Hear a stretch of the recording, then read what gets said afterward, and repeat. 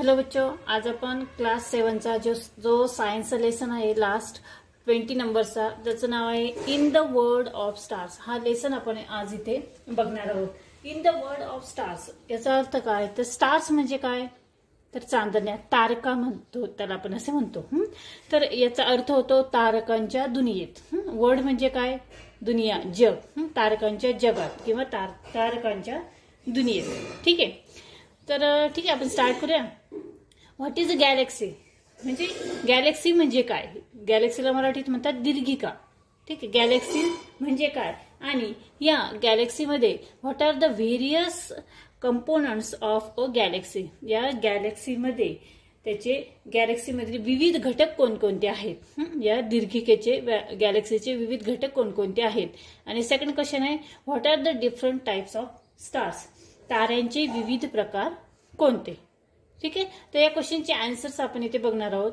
बघा, we have already learned about galaxies and stars as well as the solar system and its different components. आपण मागच्या इयत्तेमध्ये आपण Galaxy म्हणजे काय, म्हणजे दीर्घिका म्हणजे काय, आणि तसेच हे जे तारे आहेत, सूर्यमाला जी आहेत, गॅलेक्सीज अँड स्टार्स, गॅलेक्सीज म्हणजे सूर्यमाला आणि stars as well as the solar system म्हणजे काय, तर ही सूर्यमाला आणि सूर्यमालेतील विविध घटक यांची ओळख आपण मागच्या इयत्तेमध्ये करून घेतलेली आहेत। Stars are born out the nebula, म्हणजे तेजोमेघातून, नेब्युला म्हणजे काय, तर तेजोमेघ, तेजोमेघापासून ताऱ्यांची निर्मिती होते, असं आपण इथे बघितलेलं आहे।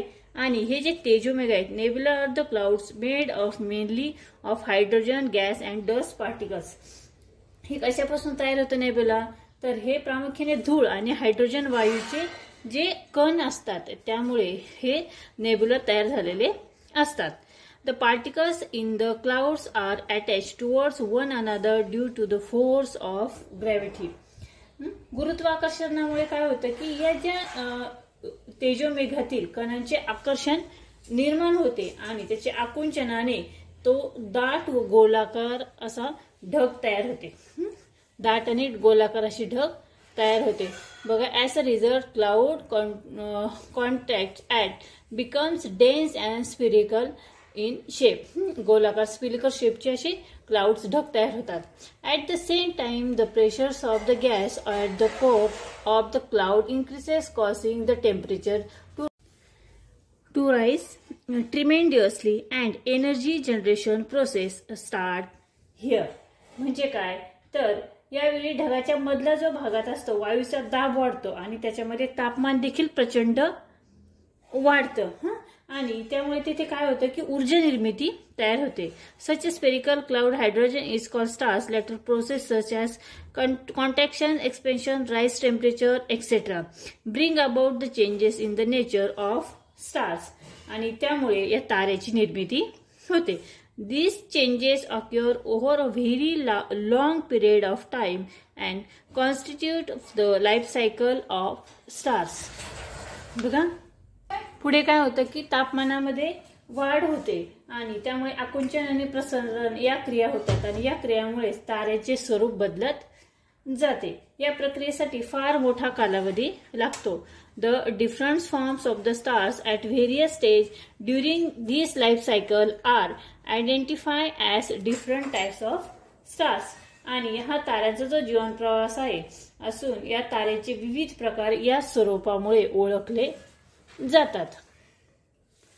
The following figures shows different stages in the life cycle of stars after their birth from the nebula. Discuss these in the class।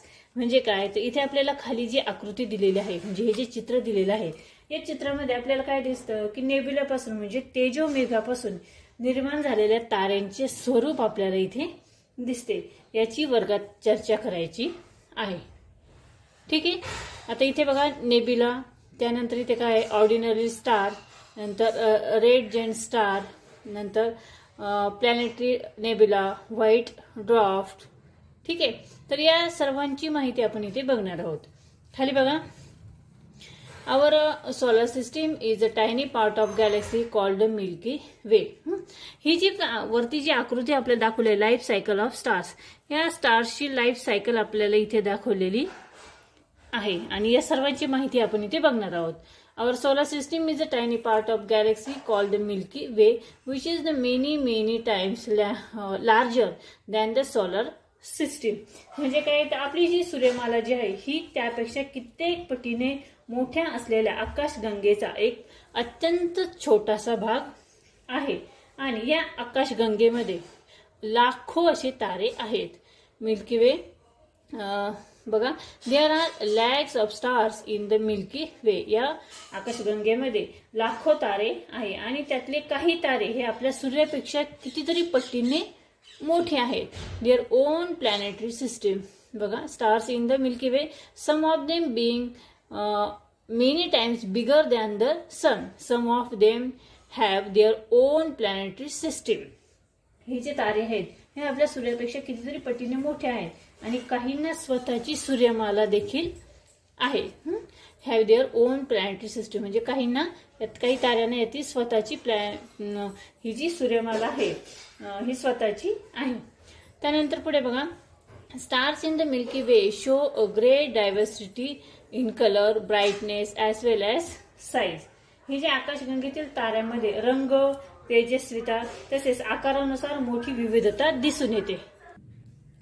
Some stars which appear to be close to one another, making a particular figure, are together known as a constellation. म्हणजे काय तर हे जे जवळजवळ एका विशिष्ट आकृती दिसणारे काही तारे मिळून एक तारक समूह बनलेला असतो हे आपण बघितलंय आणि याबाबतची माहितीच आपण आज या पाठामध्ये घेणार आहोत. We shall learn more about constellation in this chapter, but before that let's us learn a few basic concepts related of sky watching. आणि या तत्पूर्वी आकाश निरीक्षणासंदर्भात काही मूलभूत संकल्पनांची ओळख आपण इथे करून घेणार आहोत.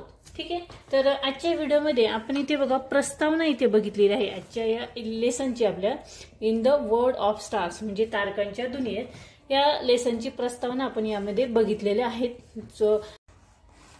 पुढच्या व्हिडिओ पासून आपण इथे पूर्ण लेसन इथे स्टेप बाय स्टेप इथे घेणार आहोत. ठीक आहे, तर आजचा व्हिडिओ तुम्हाला कसा वाटला कमेंट्स करून नक्की कळवा. व्हिडिओ आवडला तर व्हिडिओला लाईक करा, शेअर करा. चॅनलला नवीन असेल तर चॅनल सबस्क्राईब करा आणि बेल आयकॉन नक्की प्रेस करा.